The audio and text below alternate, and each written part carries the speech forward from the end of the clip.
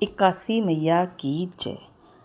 पुरुषोत्तम अधिक मास में आने वाली परमा एकादशी व्रत कथा। आइए जानते हैं इस कहानी के बारे में। परमा एकादशी का महत्व अर्जुन ने कहा, हे कमल नयन, आपके शुक्ल पक्ष की एकादशी का विस्तार पूर्वक वर्णन करके मुझे सुनाया।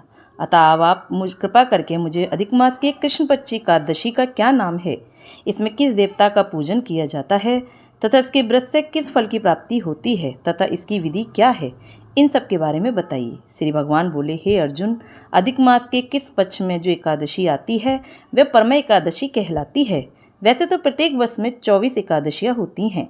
अधिक मास या मलमास को जोड़कर वर्ष में 26 एकादशियाँ होती हैं। अधिक मास में 2 एकादशियाँ होती हैं जो पद्मनी एकादशी शुक्ल पक्ष और परमा एकादशी कृष्ण पक्ष के नाम से जानी जाती है। इसके व्रत से सभी पाप नष्ट हो जाते हैं तथा मनुष्य को इस लोक में सुख तथा परलोक में सद्गति प्राप्त होती है। इसका व्रत विधानानुसार करना चाहिए और भगवान विष्णु का धूप दीप नैवेद्य पुष्प आदि से पूजन करना चाहिए। इस एकादशी की पावन कथा जो कि महर्षियों के साथ काल्पल्य नगरी में हुई थी, वह मैं तुमसे कहता हूँ, ध्यानपूर्वक श्रवण करो। परमा एकादशी व्रत कथा। काम्पिल्य नगरी में सुमेधा नाम का एक अत्यंत धर्मात्मा ब्राह्मण रहता था। उसकी स्त्री अत्यंत पवित्र तथा पतिव्रता थी। किसी पूर्व पाप के कारण वे दंपत्ति अत्यंत दरिद्रता का जीवन व्यतीत कर रहे थे। ब्राह्मण को भिक्षा मांगने पर भी भिक्षा नहीं मिलती थी। उस ब्राह्मण की पत्नी वस्त्रों से रहित होते हुए भी अपने पति की सेवा करती थी तथा अतिथि को अन्न देकर स्वयं भूखी रह जाती थी और पति से कभी किसी वस्तु की मांग नहीं करती थी। दोनों पति पत्नी घोर निर्धनता का जीवन व्यतीत कर रहे थे। एक दिन ब्राह्मण स्त्री से बोला, हे प्रिय, जब मैं धनवानों से धन की याचना करता हूँ तब वो मुझे मना कर देते हैं। गृहस्थी धन के बिना नहीं चलती, इसलिए यदि तुम्हारी सहमति हो तो मैं परदेश जाकर कुछ काम करूं, क्योंकि विद्वानों ने कर्म की प्रशंसा की है। ब्राह्मण की पत्नी ने विनीत भाव से कहा, हे स्वामी, मैं आपकी दासी हूँ। पति अच्छा और बुरा जो कुछ भी कहे, पत्नी को वही करना चाहिए।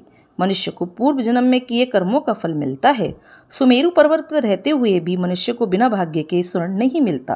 पूर्व जन्म में जो मनुष्य विद्या और भूमि में दान करते हैं, उन्हें अगले जन्म में विद्या और भूमि की प्राप्ति होती है। ईश्वर ने भाग्य में जो कुछ लिखा है उसे टाला नहीं जा सकता।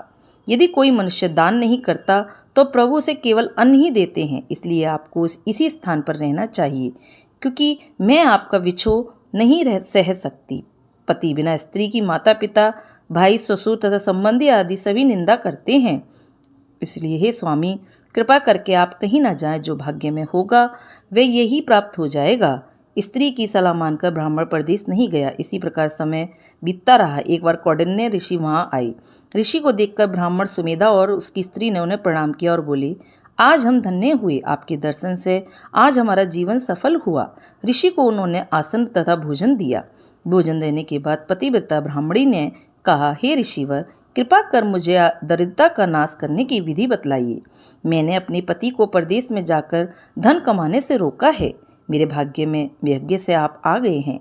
मुझे पूर्ण विश्वास है कि अब मेरी दरिद्रता शीघ्र ही नष्ट हो जाएगी।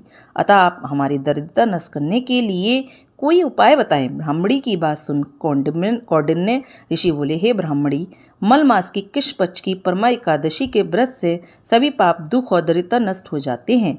जो मनुष्य इस व्रत को करता है वह धनवान हो जाता है। इस व्रत में नृत्य, गायन आदि सहित रात्रि जागरण करना चाहिए।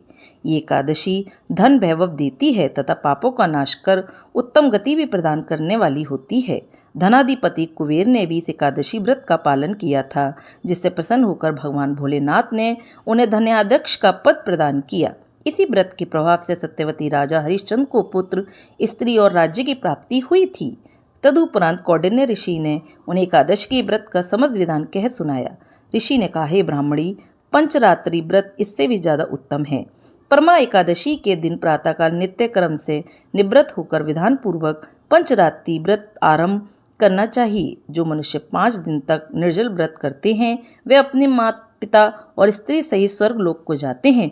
जो मनुष्य 5 दिन तक संध्या को भोजन करते हैं वे स्वर्ग को जाते हैं। जो मनुष्य स्नान करके 5 दिन तक ब्राह्मणों को भोजन कराते हैं वे समस्त संसार को भोजन कराने का फल पाते हैं। जो मनुष्य इस व्रत में अश्वदान करते हैं उन्हें तीनों लोकों का दान करने का फल मिलता है। जो मनुष्य उत्तम ब्राह्मण को तिल दान करते हैं वे तिल की संख्या के बराबर वर्षों तक विष्णुलोक में वास करते हैं।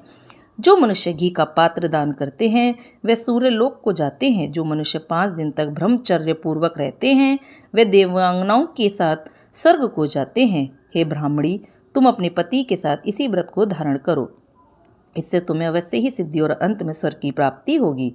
कौंडिन्य ऋषि के वचनानुसार ब्राह्मण और उसकी स्त्री ने परमा एकादशी का 5 दिन तक व्रत किया।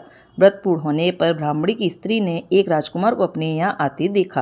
राजकुमार ने ब्रह्मा जी की प्रेरणा से एक उत्तम घर जो कि सब वस्तुओं से परिपूर्ण था उन्हें रहने के लिए दिया।